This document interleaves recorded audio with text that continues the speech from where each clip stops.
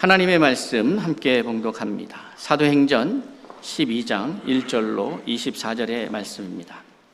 그때의 헤롯 왕이 손을 들어 교회 중에서 몇 사람을 해하려 하여 요한의 형제 야고보를 칼로 죽이니 유대인들이 이 일을 기뻐하는 것을 보고 베드로도 잡으려 할새 때는 무교절 기간이라. 잡음에 옥에 가두어 군인 내식인 네페에게 맡겨 지키고 유월절 후에 백성 앞에 끌어내고자 하더라. 이에 베드로는 옥에 갇혔고 교회는 그를 위하여 간절히 하나님께 기도하더라. 헤롯이 잡아내려고 하는 그 전날 밤에 베드로가 그 두 군인 틈에서 두 쇠사슬에 매어 누워 자는데 파수꾼들이 문 밖에서 옥을 지키더니 호련히 주의 사자가 나타나매 옥중에 광채가 빛나며 또 베드로의 옆구리를 쳐 깨워 이르되 급히 일어나라 하니 쇠사슬이 그 손에서 벗어지더라. 천사가 이르되 띠를 띠고 신을 신으라 하거늘 베드로가 그대로 하니 천사가 또 이르되 겉옷을 입고 따라오라 한데 베드로가 나와서 따라갈새 천사가 하는 것이 생시인 줄 알지 못하고 환상을 보는가 하니라. 이에 첫째와 둘째 파수를 지나 시내로 통한 쇠문에 이르니 문이 저절로 열리는지라. 나와서 한 거리를 지나매 천사가 곧 떠나더라. 이에 베드로가 정신이 들어 이르되 내가 이제야 참으로 죽겠어. 그의 천사를 보내어 나를 헤롯의 손과 유대 백성의 모든 기대에서 벗어나게 하신 줄 알겠노라 하여 깨닫고 마가라 하는 요한의 어머니 마리아의 집에 가니 여러 사람이 거기에 모여 기도하고 있더라. 베드로가 대문을 두드린데 노데라 하는 여자아이가 영접하러 나왔다가 베드로의 음성인 줄 알고 기뻐하여 문을 미처 열지 못하고 달려들어가 말하되 베드로가 대문 밖에 섰더라 하니 그들이 말하되 내가 미쳤다 하나 여자아이는 힘써 말하되 참말이라 하니 그들이 말하되 그러면 그의 천사라 하더라. 베드로가 문 두드리기를 그치지 아니하니 그들이 문을 열어 베드로를 보고 놀라는지라. 베드로가 그들에게 손짓하여 조용하게 하고 주께서 자기를 이끌어 옥에서 나오게 하던 일을 말하고 또 야고보와 형제들에게 이 말을 전하라 하고 떠나 다른 곳으로 가니라. 날이 새매 군인들은 베드로가 어떻게 되었는지 알지 못하여 적지 않게 소동하니 헤롯이 그를 찾아도 보지 못하며 파수꾼들을 신문하고 죽이라 명하니라.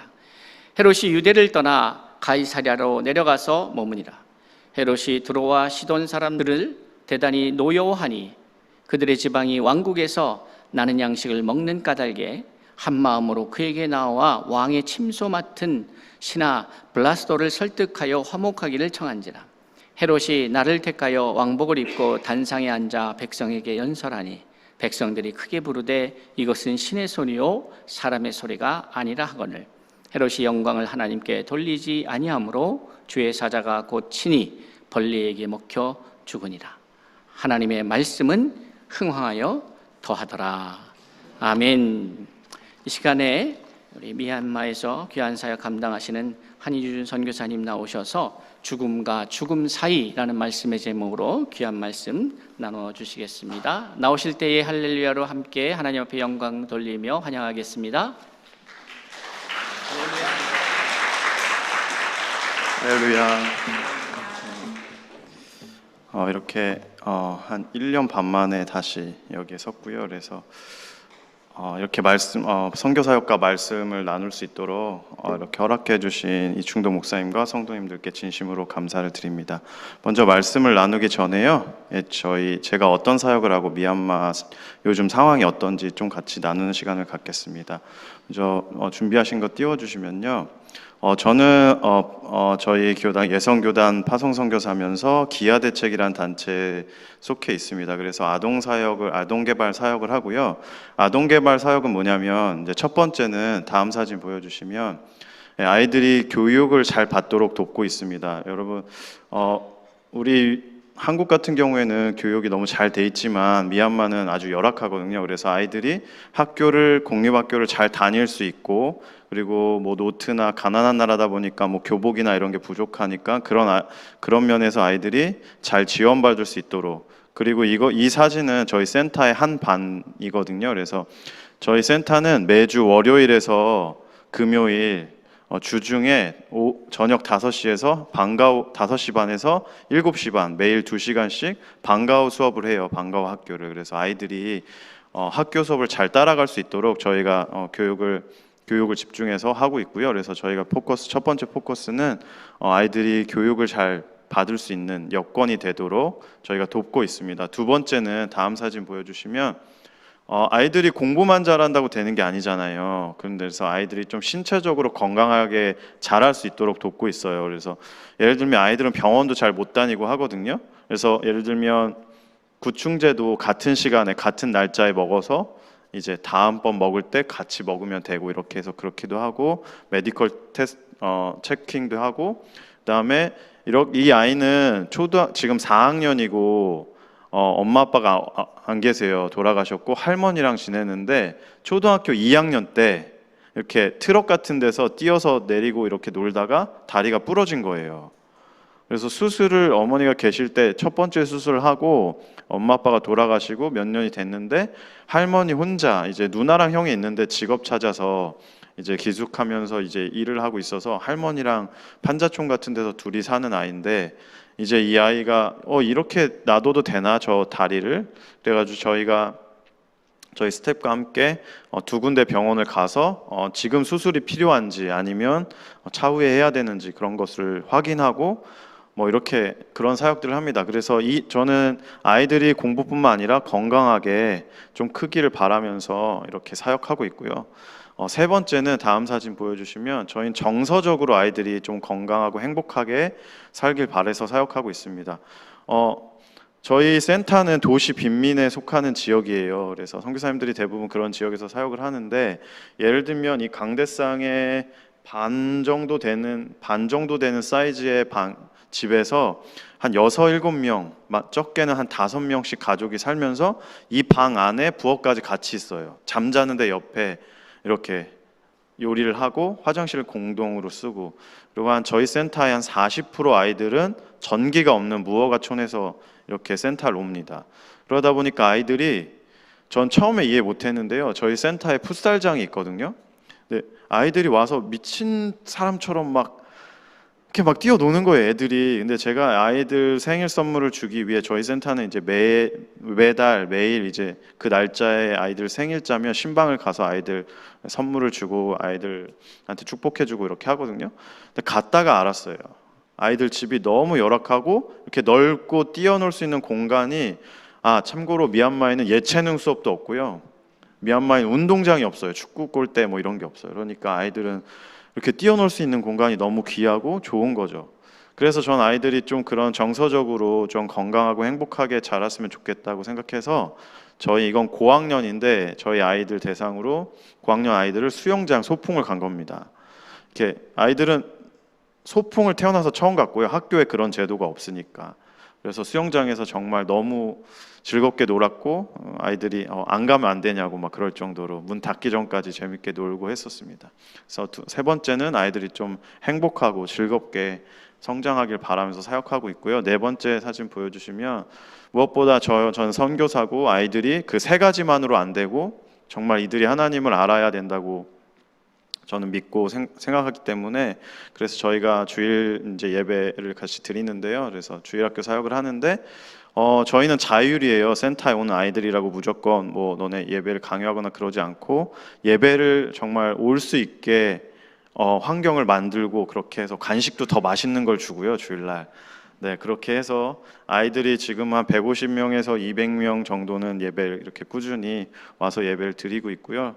그러니까 담임 목사님께서 말씀하신 것처럼 정말 생명이 나을 수 있도록 지금 이 아이들이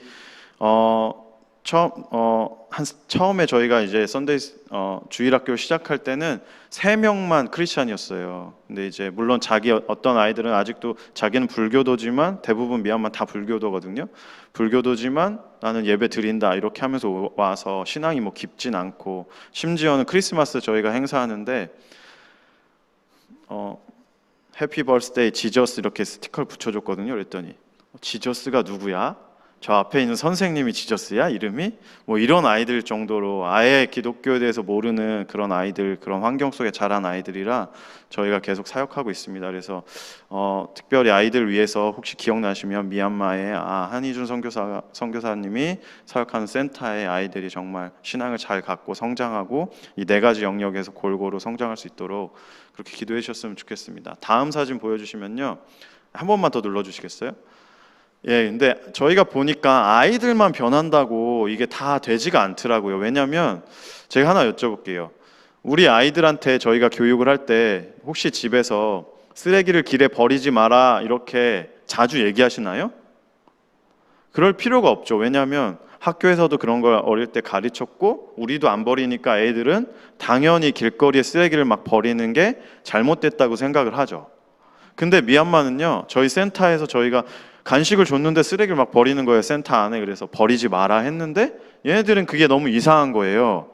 봤더니 부모님도 늘 버리고 뭐 동네 아저씨 형들 누나들 다 버리고 선생님들도 학교에서도 버리고. 그러니까 미얀마 와보신 분 계신지 모르겠지만 길이 되게 지저분합니다.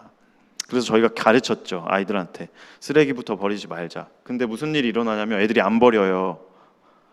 근데 재밌는 건 저희 센터 안에서만 안 버려요. 간식을 주고 아이들이 받아서 길거리 이제 본인 집으로 돌아가는 길에는 여전히 쓰레기가 있는 거예요. 왜냐하면 센터 밖으로만 나가도 길거리에 이제 다른 사람들이 버린 것들이 있으니까 그거에 대한 문제의식이나 그런 게 잘못됐다고 생각을 못 하는 거죠. 그래서 우리 부모님들이 좀 변화가 없으면 아이들 교육이 힘들겠다 해서 저희는 매달 한 달에 한 번씩 부모님들과 이제 미팅을 갖고 교육을 하고 그런 사역들을 하고 있는데요. 다음 사진 넘겨주시면, 그래서 저는 이 아이들이 좀 좋은 환경 속에 부모님들도 변하고 지역사회가 변해야 된다고 생각해서 이제 주변 아이들이 다니는 학교에도 이렇게 운동장, 아이들이 뛰어놀 수 있는 저희 센터뿐만 아니라 그런 운동장을 고쳐주는 그런 사역도 하고요. 다음 사진 보여주시면 놀이터가 없어요, 미얀마에는.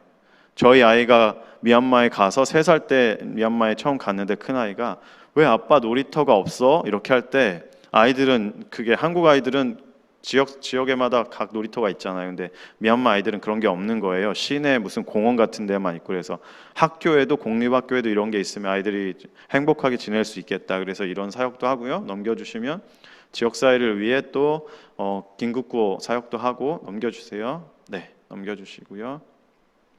근데 그것뿐만 아니라 부모님들의 의식을 좀 개혁하고 좀 일자리도 창출해드리면 좋겠다. 도시 빈민이다 보니까 일자리들이 다 없으시고 골목에서 막 그냥 약간 이렇게 뭐 500원, 1000원 우리로 치면 그런 노름하고 계시고 막 그런 거예요.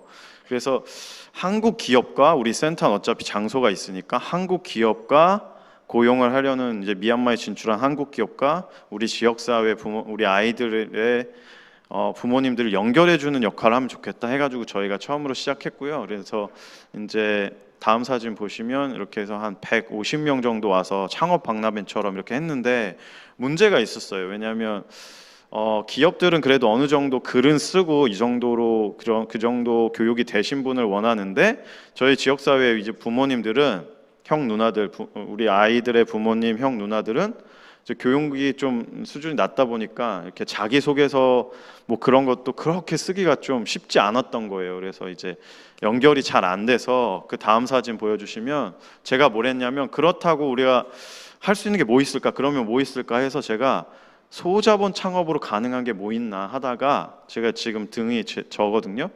다음 사진 보시면 제가 이제 막 레시피를 공부하고 해서 회오리 감자, 미얀마의 인기여서 회오리 감자 기계를 어디서 팔고 다 수급해서 스태프들하고 해서 그렇게 가르쳐서 다음 사진 넘겨주시면 4분의 어머니들한테 직업을 이제 드렸어요. 이 1호점을 내가지고요.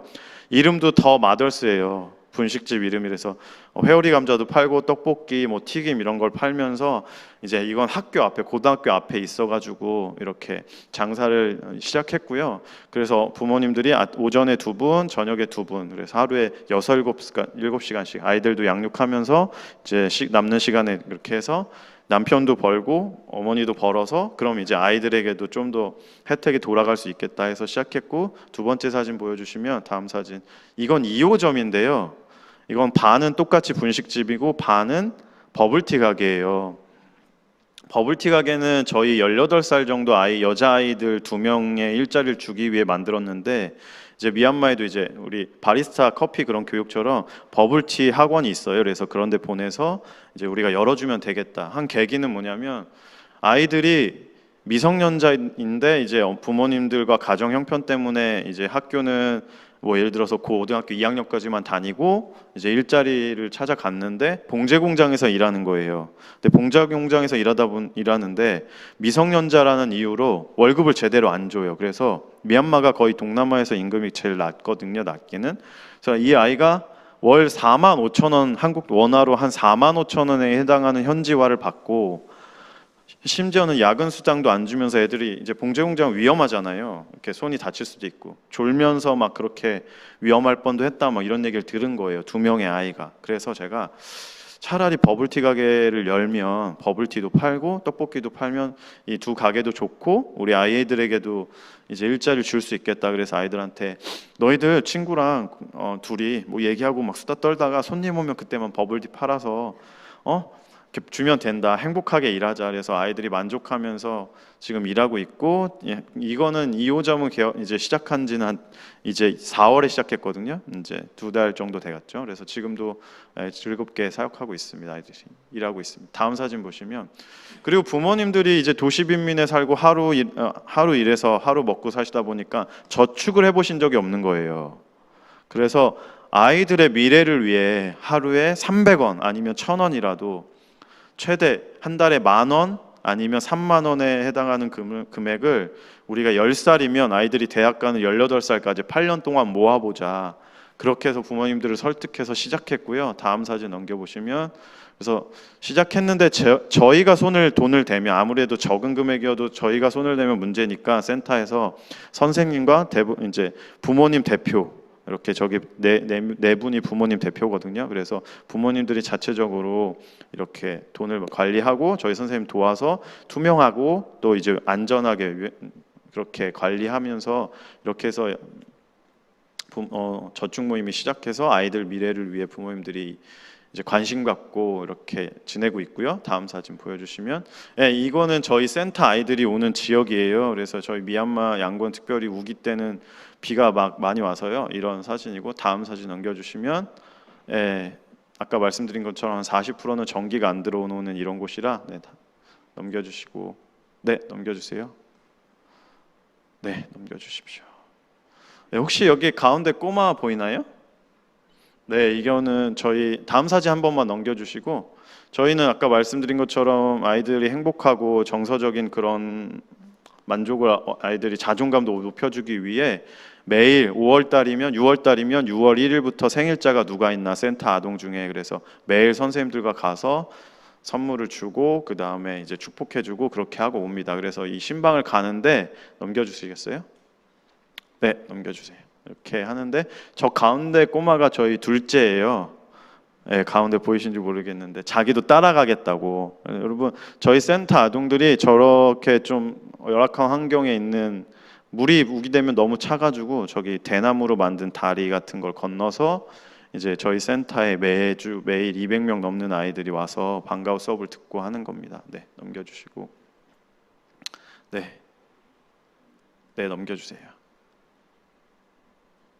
아이들이 이런 환경 속에 미얀마의 어떤 지역에서는 이렇게 살고 있다는 걸 기억하시고 기도해 주셨으면 좋겠고요. 넘겨주시면, 이거는 저희 센터 풋살장에서 아이들과 행사 후에 같이 단체로 사진 찍었던 사진입니다. 여러분, 저를 보시면 됩니다. 여러분, 제가 미얀마에서 사역하면서 가장 정말 내가 선교사 맞나? 제 자신을 원망하고 가장 많이 울었던 사건이 하나 있습니다. 뭐냐면, 아까 저렇게 아이들이 힘든 상황 속에 있는 아이들 중에 이런 쪽방 같은데 이렇게 살던 가족이 있었는데 3명의 자녀가 있었어요. 막내가 얼마 전에 태어났고, 그런데 그 부모님 남편 이제 아버지께서 코로나로 전 세계적으로 경제적으로 어려웠잖아요. 근데 이제 미얀마는 그 1년 뒤에 쿠데타까지 일어났거든요. 지금도 쿠데타 뉴스 보셨지만 지금도 쿠데타 상황이고, 근데 그 아버지께서 쿠데타가 터지고 얼마 뒤에 이제 일용직을 찾아서 갔는데 일자리들이 없는 거예요. 근데 그 집의 월세가, 미얀마는 보증금 이런 게 없어요. 그래서 6개월 아니면 1년 단위로 이렇게 계약을 하거든요. 근데 계약이 다가왔는데 6개월 정도 계약하려고 하는데 월세가 월 원화로 한 3만 원 정도예요. 그럼 한 18만 원이 필요하잖아요. 아니면 사정 잘 말해서 3개월치만 먼저 드릴 수도 있고. 근데 그 몇만 원이 없어서 그 아버지께서 극단적인 선택을 하신 거예요. 그 방에서 자녀들이 없고 와이프가 없을 때. 제가 그 소식을 들었을 때 제 자신이 정말 뭘 했나, 그런 필요와 그런 상황을 파악하지 못하고 제가 그걸 알았으면 정말 조금이라도 도움을 드리고, 그런 한 가정에 태어난 지 얼마 안 된 그 막내 아이까지 두고, 그분이 나쁘시죠. 잘못하셨죠. 그러나 그렇게 극단적인 선택을 할 때까지 많은 고민과 갈등 속에 있었다는 것 자체로, 또 제가 돕지 못했던 거에 대해서 제가 자책하고 했었거든요.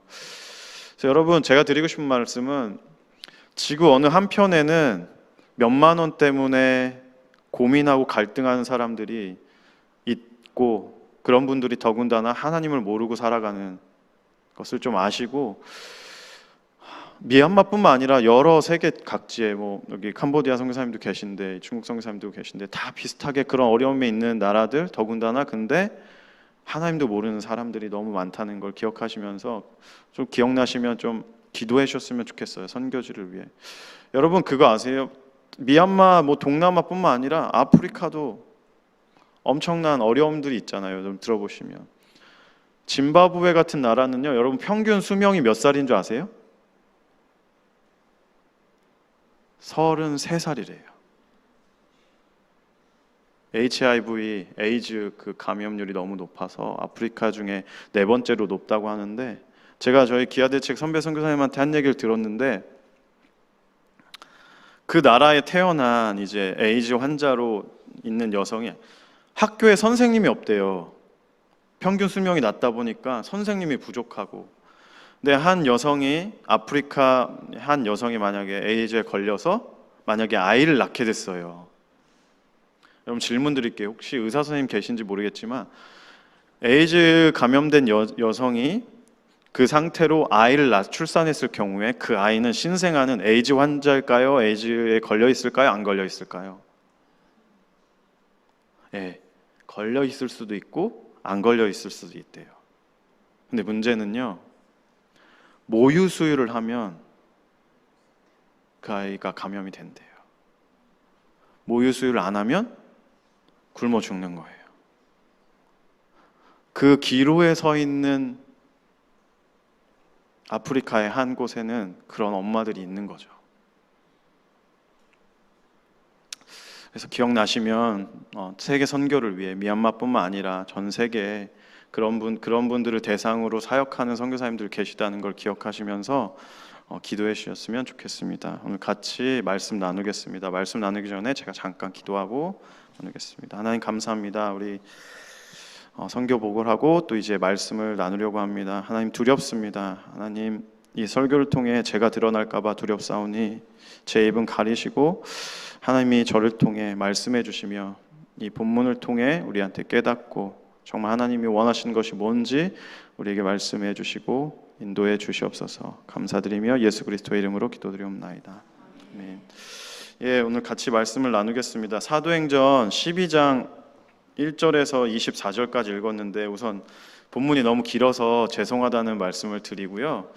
저는 오늘 본문을 통해, 아까 중동 목사님께서도 말씀하셨는데, 우리가 크리스찬으로 살아가지만 뭐 각자의 아픔들이 있을 수 있잖아요. 어떤 질병에 관련돼서 뭐 힘든 상황이 있으신 분도 있고, 뭐 가정의 문제나 여러 가지 우리가 말은 못하지만 다 비슷한 환경 속에 각자의 어려움 속에 이렇게 살아가고, 그 가운데서도 우리가 예수님을 믿고 따르려고 하고 있습니다. 그런데 예수님을 믿는데도 우리가 늘 평안을 못 누리고, 하나님 나라가 이 땅에 시작됐다고 하는데 그게 뭔지 모르는 분들이 너무 많아서 안타까운 적이 많았습니다. 좀 우리 그래서 좀 오늘 그거와 관련된 같이 말씀을 나누고 싶습니다. 여러분, 근데 제가 1년 반 정도 전에 여기 말씀을 나눌 때 이런 얘기를 했었어요. 여러분, 한국 사람 말은 끝까지 들어봐야 한다. 예, 그렇죠. 막 얘기하다가 결론은 막 다른 얘기할 때도 있고. 그런데 서양 사람들은 어떻죠? 네, 먼저 하고 싶은 말 직설적이기 때문에 먼저 얘기해요. 그 소리 이상한 게 아니라 그들의 문화와 그렇잖아요. 특징이잖아요. 그래서 먼저 자기가 하고 싶은 얘기를 하고 부연 설명은 이제 그거에 대한 얘기를 하는 경우가 많죠. 그런데 이스라엘 사람들은 어떨까요? 이스라엘 사람들은 좀 독특합니다. 여러분, 이제 성경의 구조 같은 걸 보면 어떤 대칭되는 얘기를 하고 가운데에 좀 어떤 얘기를 해요. 우리한테는 되게 이해하기 쉬워요. 우리 옛날에 이제 국문 이런 거 배울 때 우리 수미상관법 이런 거 배웠잖아요. 나보기가 역겨워 막 이런 거 얘기하면 나중에도 또 똑같은 대칭된 얘기를 하고 가운데 어떤 얘기를 하고. 근데 이스라엘 사람들이 성경을 쓰거나 문학 작품을 쓰거나 어떤 글을 쓸 때 그런 경우가 많다는 거예요. 그래서 오늘 본문이 약간 그렇습니다. 우선 오늘 본문을 좀 보기 전에 잠깐 말씀드리면 사도행전은 크게 두 부분으로 나눌 수 있습니다. 1장에서 11장. 1장에서 11장은 교회가 탄생하고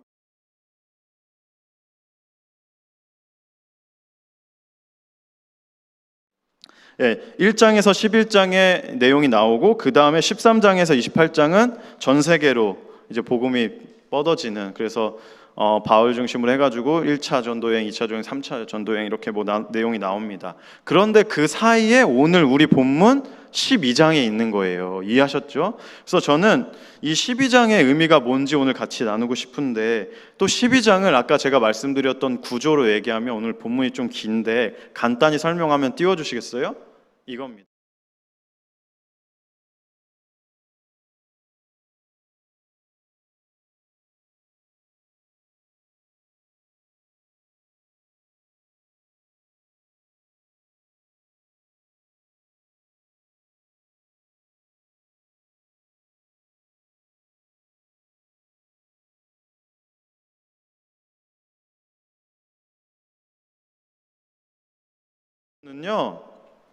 오늘 본문이 좀 의문이 생길 수 있어요. 성경 배경에 대해서 잘 아시는 분은.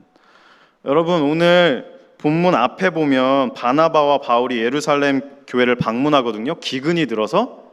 그런 다음에 12장 25절에는 그걸 구제연금을 전달하고 바나바와 바울이 안디옥으로 돌아왔다는 얘기가 나와요.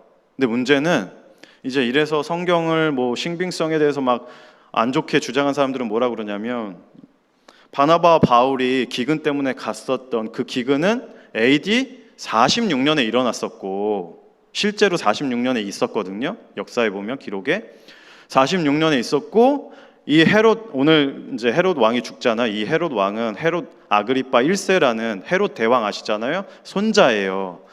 그 왕은 44년에 죽었다. 그러니까 이게 앞뒤가 안 맞다. 막 이런 얘기들을 합니다. 그런데 성경은 꼭 역사 순으로 기록하는 게 아니고 저자가 우리에게 어떤 메시지를 주기 위해 이제 의도적으로 약간 역사 순서를 바꾸는 경우들이 있어서 전혀 문제가 되지 않죠. 그래서 어떤 분들은 43년에 가서 46년에 돌아온 거다 막 해석하려고 하는데, 그것이 중요한 게 아니라 이 말씀은 우리가 역사순이 아닌 우리에게 주는 메시지, 어떤 의도를 갖고 저자가 그 의도대로 우리에게 의도가 뭔지를 우리 찾고 그 메시지를 우리가 받으면 된다는 것이죠. 그래서 아무튼 이 본문을 보시면 1절에서 우리 4절 한번 띄워주시면 보시겠어요?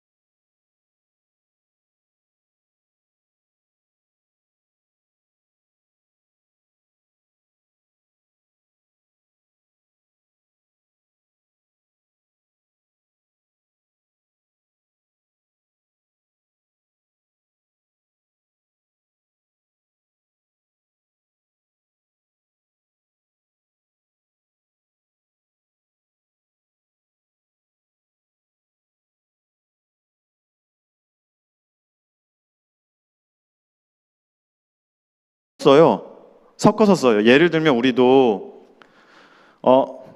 목사님, 집사님, 우리 추석 때 뵙죠. 이렇게 하면 추석 당일을 얘기할까요? 어떤 분은 추석 연휴 때도 얘기하는 분 있잖아요. 성경상에도 그럴 때가 있습니다. 그래서 아까도 보시면 6월절 후에, 그러면 6월절 15일 후가 아니라 무교절이 끝나는 20일, 1월 20일이 지나고 21일 밤에 베드로를 죽이려고 했다는 거죠. 이해하셨죠? 여기까지? 네, 21일 밤에 이제 해가 지면 이제 밤에 해가 지고 나면 밤에 이제 아마 처형하려고 했던 것으로 생각됩니다. 여러분, 근데 이런 상황인데요. 제가 나누고 싶은 건 첫 번째는 베드로의 믿음을 좀 보고 싶어요. 그럼 저를 잠깐만 봐주시면, 여러분 실제로 한 명이 죽었어요. 우리는 지금 막 뭐 전쟁의 시대도 아니고 일본의 위협이나 북한의 위협이 뭐 외국에서 봤을 때는 한국이 막 불안해 보이지만 실제 그런 게 없잖아요. 근데 저는 지금 미얀마 쿠데타 상황이 있어서 지금은 좀 이제 잠잠해졌어요. 지금 생활에는. 근데 저는 미얀마 쿠데타 때 실제로 동네에서 사람이 죽는 걸 보고, 그때 또 군부가 풀었던 그 감옥에 이제 이런 나쁜 사람들을 풀어서 막 분란을 일으키려고 실제 밤에 막 도둑들이 지역 사회를 돌아다니면서 막 칼로 찌르고 막 이런 걸 봤거든요. 여러분, 이거 실제로 보면요 달라요. 근데 오늘이 어떻다고요? 야고보가 실제로 죽었어요, 칼에. 그리고 베드로 자신은 잡혔어요. 근데 여러분이 베드로면 어떨까요? 불안하겠죠. 근데 20일 저녁이었던 것 같습니다. 우리 6절 한번 볼까요? 6절 띄워주시면, 헤롯이 잡아내려고 하는 그 전날 밤에 베드로가 두 군인 틈에서 두 쇠사슬에 매여 뭐하고 있죠? 예, 누워 자고 있습니다, 여러분.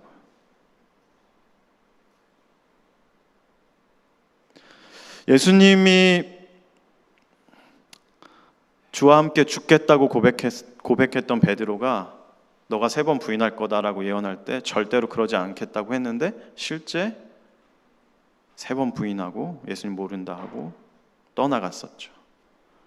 그랬던 베드로가 지금은 어떻게 해요? 실제 한 명이 죽었고 자기도 곧 죽는데 누워 자고 있어요.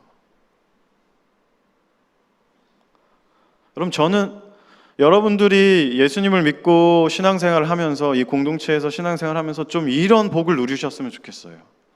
우리가 살면서 다 어려움이 있습니다. 여러분, 우리가 이렇게 주일날 올 때는 저도 정장도 입고 막 평소엔 이런 옷을 안 입지만 이렇게 올 때는 정장 입고 딱 깔끔하게 오지만 사실은 3가정만 지나면요, 기도 제목 나누면, 실제 어려움들 나누면 다 비슷해요. 다 자녀와의 갈등, 뭐 부부간의 문제, 재정의 문제, 그런 어려움 속에 살아가요. 다 나이스하게 있는 것 같지만 다 비슷한 속에 살아갑니다. 그런데 그 문제 속에 예수님을 주님으로 따른다고 하지만 여전히 그런 문제 속에 눌려서 이런 복을 누리지 못하면서 산다는 거죠. 죽음 앞에서 이분이 지금 가장 위급한 게 뭐예요? 재산이 뭐 날라가고 그런 게 아니고 목숨이 죽냐 사느냐 그 앞에서 잘 수 있는 이 담대함, 이거는 세상이 줄 수 없는, 세상이 알지 못하는 평안인 거죠. 근데 많은 크리스찬들이 이걸 모른 채 교회는 와서 기도를 하고 살지만 이 복을 누리지 못하고 살아간다는 거죠. 근데 베드로는 누워 잤고요, 심지어는 주의 천사가 어떻게 해요? 찔러서 툭툭 쳐서 깊은 잠에 자니까 깨웁니다. 그리고 풀려나죠. 어떻게 해요? 옥문이 10절에 보시면 자연스럽게 문이 열려서 풀려나요.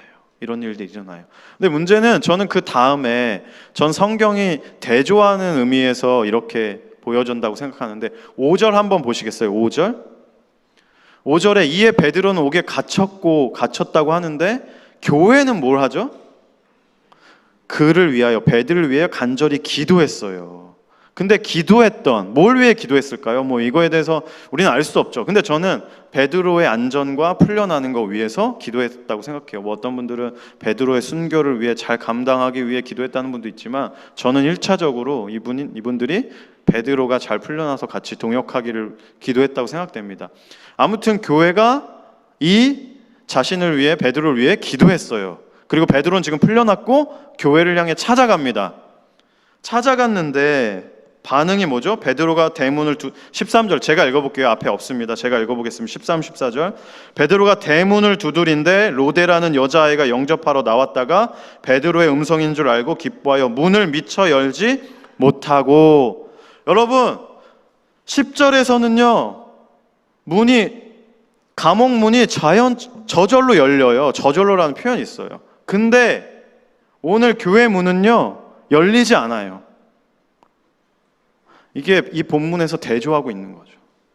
문이라는 단어가 양쪽에 이 베드로 풀려났던 사건과 오늘 이 교회에 관련된 얘기 나올 때 문이라는 단어가 되게 많이 나오거든요.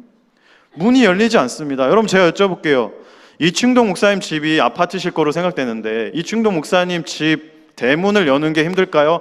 감옥 문을 여는 게 힘들까요? 네, 목사님 문도 뭐 세 문이시겠죠? 그렇지만 뭐 소방관들이 출동해서 열겠죠. 근데 우리가 상식적으로 감옥문이 더 열기가 힘들죠. 그런데 감옥문은 자연스럽게 열리지만 교회 문은 열리지 않고 있어요, 지금. 그래서 그 로데라는 여자는 베드로인 걸 음성을 듣고 우리 기도가 응답됐구나 하고 기도하고 있는 무리들한테 가서 뭐라고 해요? 이렇게 얘기하죠. 베드로가 대문 밖에 섰습니다라고 얘기해요. 근데 15절 띄워주시겠어요?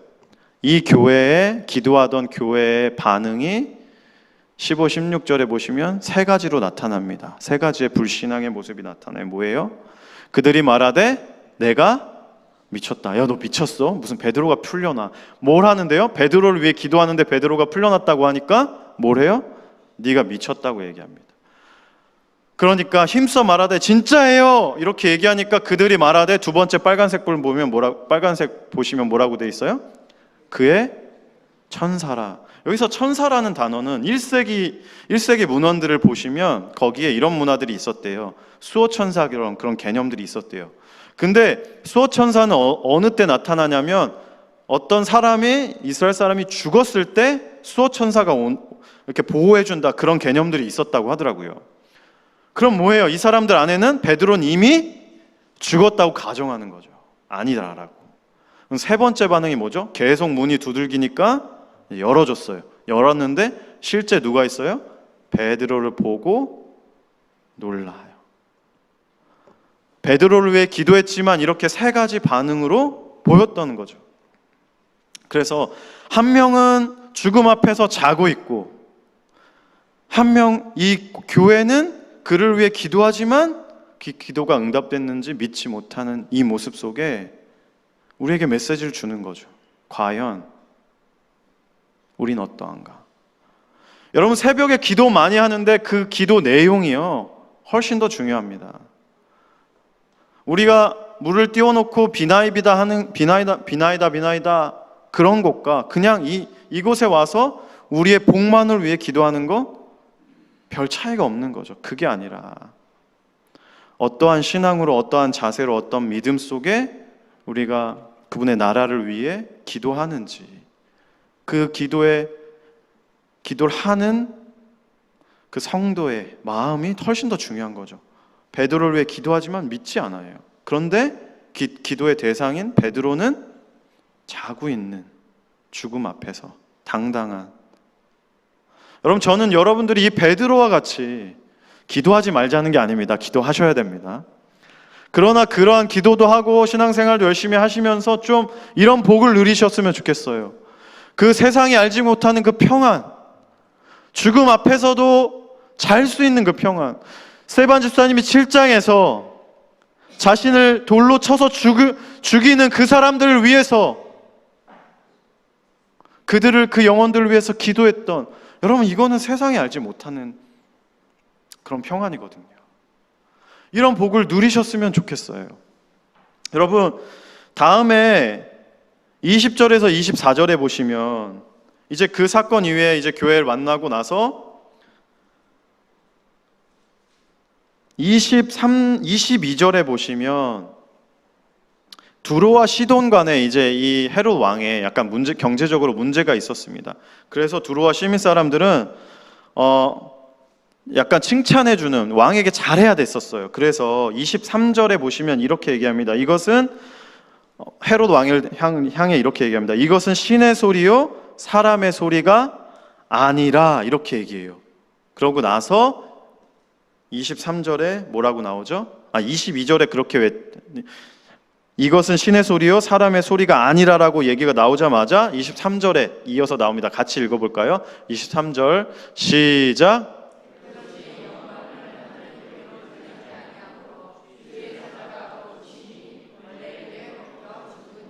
네, 여러분, 그렇게 두로와 시돈 사람들이 이것은 신의 소리요 사람의 소리가 아니라고 하자마자 무슨 일이 일어나냐면 벌레에 먹혀서 헤롯 왕이 죽습니다. 여러분, 요세푸스라는 이 사람은 크리스찬이 아닙니다. 유대인이었는데 유대 전쟁사, 고대 전쟁사 이런 걸 쓴 사람인데 이 사람이 객관적으로 기록한 내용에 보면 이 사건을 기록하고 있어요.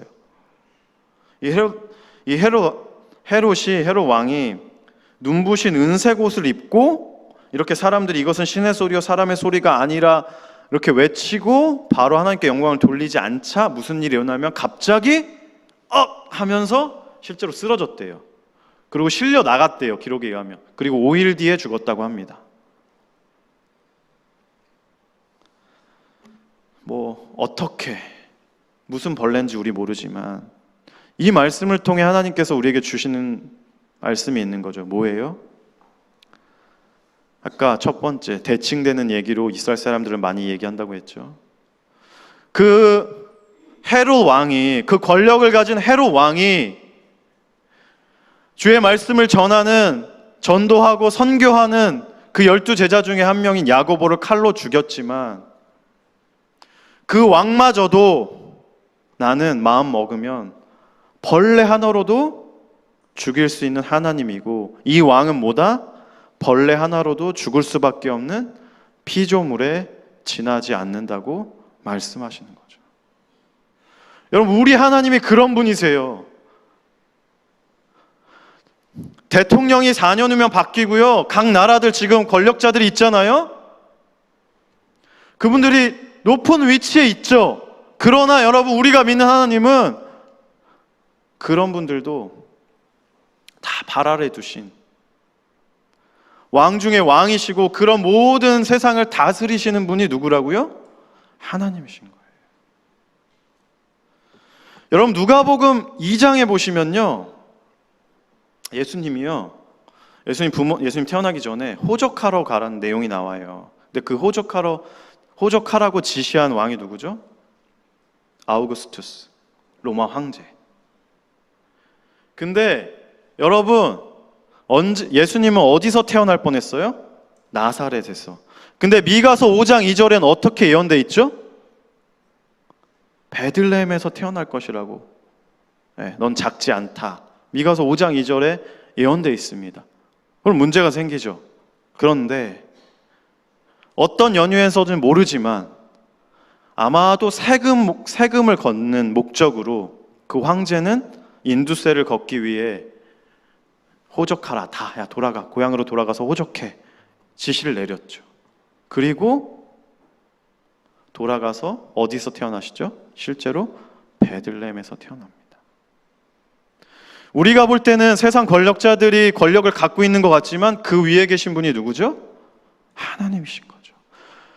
우리가 믿는 하나님이 그런 분이십니다. 북이스라엘과 남유다가 북이스라엘이 722년에 멸망하고 남유다가 586년에 멸망합니다. 바벨론에 의해서. 여러분, 식민지를 당해요.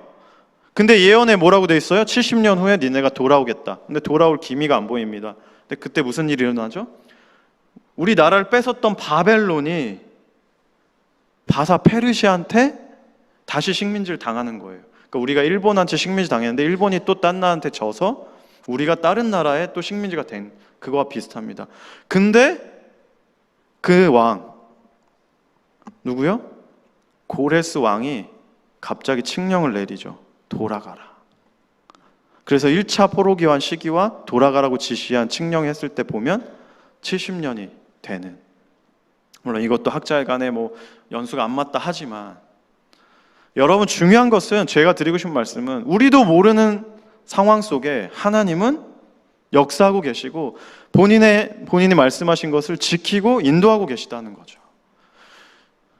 우리 하나님이 이 세상 모든 권력자, 그리고 뿐만 아니라 여러분의 지금 가지고 있는 문제보다 더 크신 분이에요. 우리가 아픈 거, 힘들고 우리의 재정의 문제, 여러 상황의 문제들이 어렵지만, 여러분, 우리가 믿는 하나님은 벌레 하나로 이 세상 왕을 심판할 수 있으신 분이라는 걸 믿으셨으면 좋겠어요. 더 이상 여러분의 문제가 아닌 그 문제 위에 계셔서 그 베드로가 죽음 앞에서 잠을 잘 수 있는 평안을 주시는 분이 우리가 믿는 하나님인 것을 믿으셨으면 좋겠습니다. 그럼 마지막으로 한 분을 소개하고 같이 기도하는 시간 갖겠습니다. 여러분, 호레이쇼 스탠포드라는 분인데요, 이분은 1828년에 태어나신 분이에요. 이분은 변호사셨고요, 미국 뉴욕에서 태어나셨고, 무디 목사님 아시죠? 부흥을 이끌었던 무디 목사님의 재정 후원자이셨어요. 그래서 많이 돕고 교회에서 신실하신 집사님이셨고, 그런데 이분이 이제 재산을 시카고의 한 별장에 투자하셨어요. 이렇게 이제 토지와 뭐 건물 같은 걸 별장을 사신 것 같습니다. 그랬는데 시카고에 그때 1971년에 대화재가 나요. 그래서 10만 명의 뭐 이재민이 났었다고 그러고 700인가 800명이 죽었다고 하는 그런 기록이 있습니다. 이때 무슨 1871년에 이분이 재산의 대부분을 어떻게 돼요? 잃게 돼요. 열심히 섬겼는데, 열심히 살아가는데 이런 일이 일어나요. 재산이 다 없어지게 돼요. 그리고 그 사건 1년 전에는 자신의 아들, 4살짜리 아들이 열병으로 죽게 됩니다. 자녀가 죽어요. 근데 딸이 4명 더 있었어요. 그래서 이런 일이 있고 어려움이 있으니까 뭐라고 그러시냐면, 주변 사람들이 무디 목사님이 영국에서 런던 집회를 하니까 그 집회도 참석하고 부흥회도 참석하고 가족들이 유럽 여행도 할 겸 영국 여행도 할 겸 다녀오시라, 그런 이제 격려들을 하죠. 재산에 그런 어려움도 있었고 아이들의 어려움도 있었으니까. 그래서 가기로 결정합니다. 그래서 4명의 딸, 11살, 9살, 5살, 2살, 그 딸과 와이프와 이제 본인과 같이 가기로 결정해요. 그런데 또 일이 너무 바쁘다 보니까, 여보, 아이들과 먼저 갔으면 좋겠어. 그땐 비행기가 이렇게 아니니까 배를 타고 갔겠죠. 큰 배요. 그래서 이제 빠이빠이 하고 자녀 4명의 딸과 그 와이프를 보냅니다. 배로. 그리고 그 다음 주에 배를 타고 자신도 이제 영국으로 가서 집회도 참석하고 하려고 합니다. 그런데 문제가 생겼어요. 무슨 일이 일어나냐면, 그 영국으로 가던 그 배가 영국의 한 배와 부딪혀서 대서양 한가운데서 수장된 거예요. 그런 뉴스를 접했습니다. 생사를 알 길이 없죠. 지금처럼 뭐 카톡을 보낼 수 있는 시대도 아니고. 근데 전보가 왔어요, 와이프한테. 자녀 4명은 다 죽고 나만 구조됐다고. 우리 아이들은 구조되지 못했고 나만 구조돼서 살았다고. 여러분, 그걸 접했던 이 집사님의 마음이 어땠을까요? 그래서 와이프를 만나러, 와이프를 데리러 가기 위해서 본인이 이제 배를 타고 영국으로 갑니다. 영국으로 가는데 이제 대서양 한가운데서 선장님이 마이크를 잡고 설명하는 거죠. 여러분, 소식 아시죠? 그 뉴스에서 나왔던 그 사고 지점이 한 곳을 가리키면서 이곳입니다.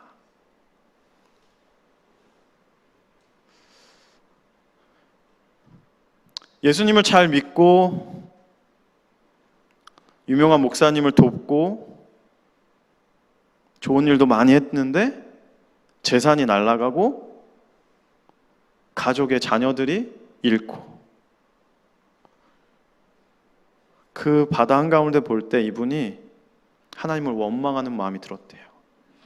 그래서 방 안으로 들어가서 밤새도록 울면서 너무 마음 아파서 하나님한테 원망하듯이 기도도 하고 막 그랬다고 합니다. 그리고 다음날 아침 새벽 일찍 가판에 갔대요.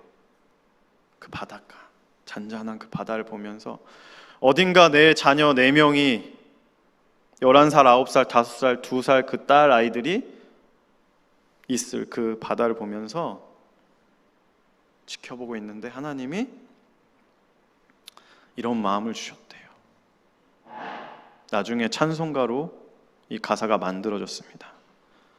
내 평생에 가는 길 순탄하여 늘 잔잔한 강 같든지 큰 풍파로 무섭고 어렵든지 나의 영혼은 늘 편하다. 내 영혼 평안해, 내 영혼 평안해, 내 영혼 평안해, 내 영혼 평안해. 여러분 정말로 예수님 믿으니까 모든 게 다 잘 되던가요? 예수 믿는 즉시 사업이 잘 되고 자녀가 다 잘 되던가요? 잘 되는 일이 있죠. 그러나 어려움도 같이 오죠. 그러나 여러분 제가 나누고 싶은 건 예수님을 믿는다는 건 그런 어려움이 있지만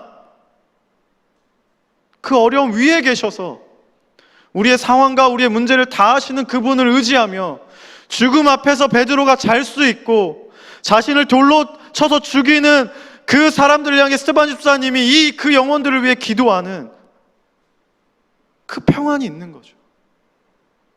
그게 우리가 세상 사람들과 다른 거죠. 그 어려움 속에 그 어려움을 넘어 계시는 그 위에 계신 하나님을 의지하며 하나님 제하에 이런 문제가 있지만 하나님은 실수가 없고 하나님은 언제나 신실하신 분입니다. 그러면서 의지하면서 나가셔야 된다는 거죠. 여러분 오늘 본문에 보시면 같은 12제자인데 한 명은 주의 천사가 나타나서 감옥에서 풀려나요. 그런데 야고보는 칼에 맞아 죽어요. 여러분 우리 교회들 안에요 풀려나는 그런 기적과 같은 일도 일어나지만 칼에 맞아 죽는 그런 안타까운 일도 일어나는 게 지금 이 세상이고 우리 교회들의 모습이에요. 그러나 중요한 건 그 벌레 하나로 그 왕을 죽음을 통해 우리에게 말씀하시는 건 교회에 어려움이 있고 교회에 박해가 있어도 뭐라고요? 하나님은 그 벌레로도 역사하고 세상 권력자일지라도 내가 죽고 사는 것이 달려있는 피조물에 지나지 않는 것을 우리에게 말씀함을 통해 우리가 의지해야 될 분이 누군지 우리에게 말씀하고 계시다는 거죠. 여러분 그래서 24절에 보시면 마지막으로 읽겠습니다. 띄워주시겠어요? 같이 한번 크게 읽을까요? 시작. 사도행전에 6번 이런 비슷한 문구가 나옵니다. 고난과 어려움, 박해가 있더라도 복음의 박해가 있더라도 하나님의 말씀은 흥왕하였다.